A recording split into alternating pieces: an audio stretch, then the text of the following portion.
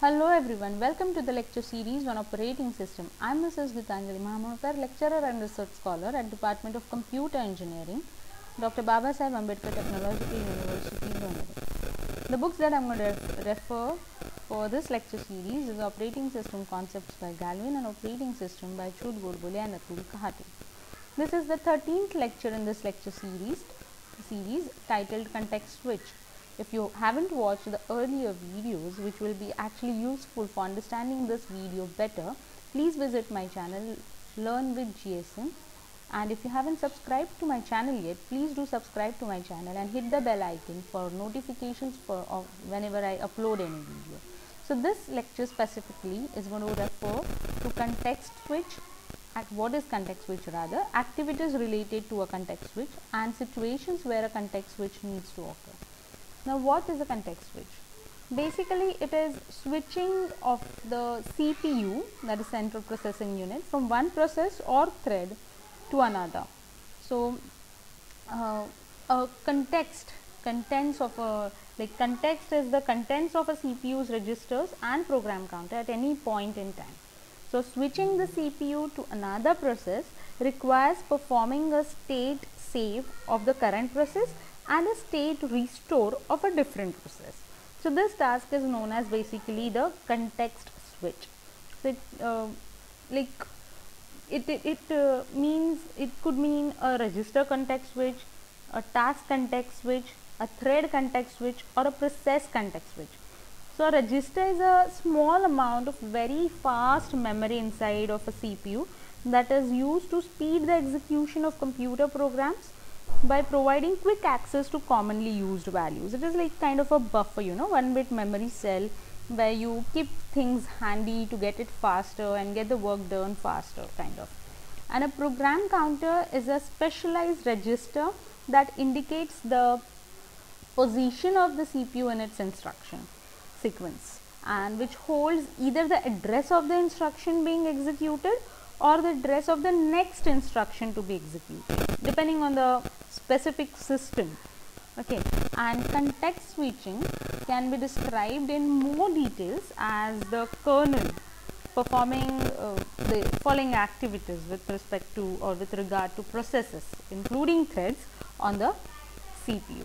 So the first one is suspending the progression of one process and storing the CPU's state, that is the context for that process somewhere in memory. Okay, and second step could be, you can say, retrieving the context of the next process from memory and restoring it in the CPU's registers.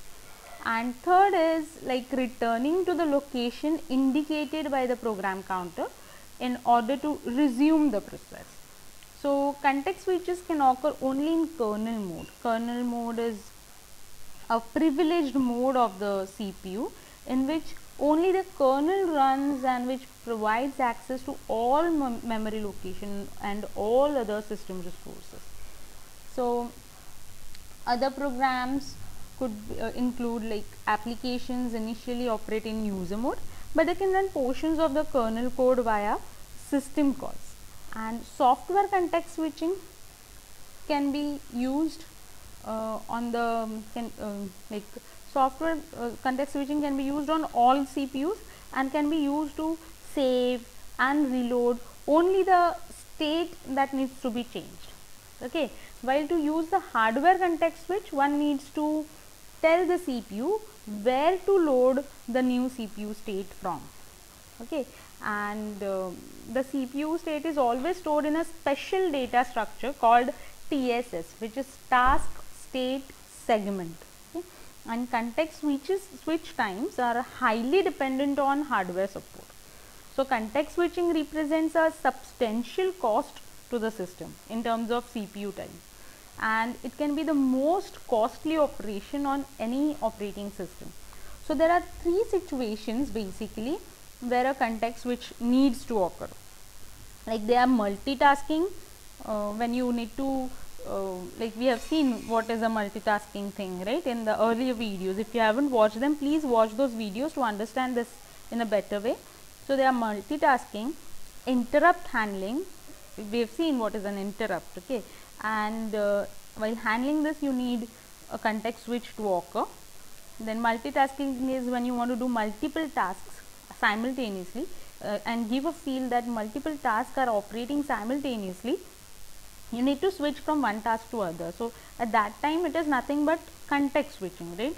Jumping from one place to other, you need to stack up all the things, store all the things of the first current ongoing process and move on to the other. And then again when you come back, you kind of want to recollect where you left off.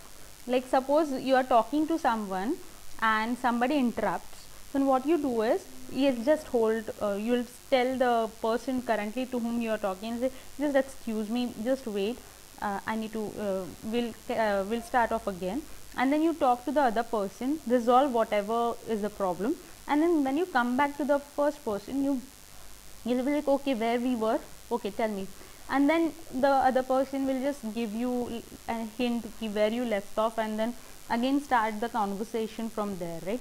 So similarly, that this could be an example of context switching. Like when you are switching from one task to other, you store the things related to the ongoing task somewhere, so that when you resolve the other task and come back to this original one, you need to know where you left off, kind of.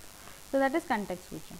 And these are kind of overheads for the system, of course, because they consume, as I said, the CPU time, right?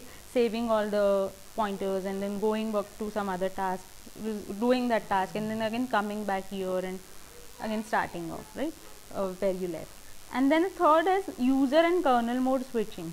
So again, when you are actually working in user mode and you need to do some activity which has to be done in kernel mode, then again here a context switch occurs. And again when you are, because certain privileges are not available in user mode and you need to do them in kernel mode, right? So when you shift from user to kernel mode, then a context switch occurs. So these are the situation where a context switch needs to occur, right? So this was all about what is a context switch, what is a register, what is a program counter, how context switch time is overhead, what is a software and hardware context switch, and the situations where a context switch can occur. So I hope you have understood what a context switch is and why it occurs, right? So and how it occurs, kind of. So now if you have understood this and you've liked it, please do not forget to click like, let me know through your comments, and share this video with your friends. And please, if you haven't subscribed to my channel yet, do not forget to subscribe to my channel and for more such videos. Thank you.